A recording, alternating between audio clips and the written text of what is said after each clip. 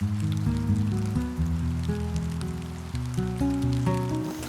start with making the clay. Probably maybe 25% of the work I'm doing is on the wheel.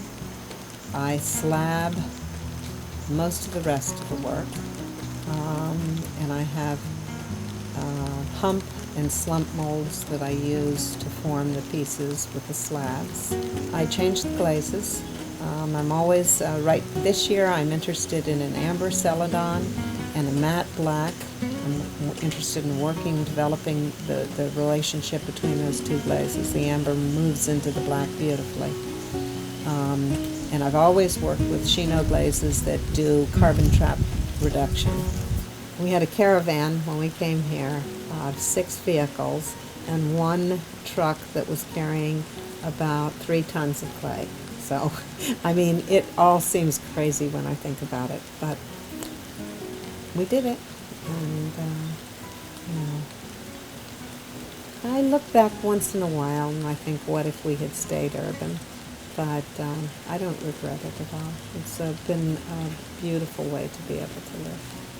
So we came here, I put those kids on that bus that first morning, and I thought they would come off that bus bloody and crying, and I was ready to move right back. I was ready to put them in the car and go home. They came off out of that bus, they were just fine. And it was always a couple loads of laundry, a couple pies in the oven, and then out to the pots. It's often a kid before they went to school standing by the wheel saying, "How many more pots?" Before we get to go play. It was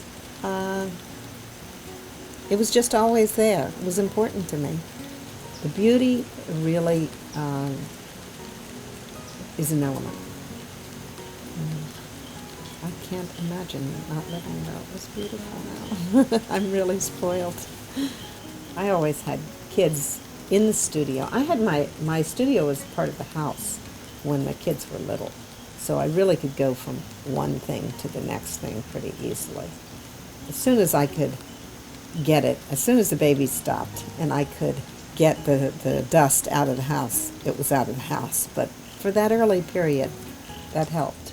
This I come across regularly. Okay, somebody will call me and say, "Oh, I broke the lamp I got from you 20 years ago, and I can't live without." Well, what is this? It's a lamp, but it's something, it's much more than a lamp to the person. Sometimes obviously, sometimes it's just a lamp.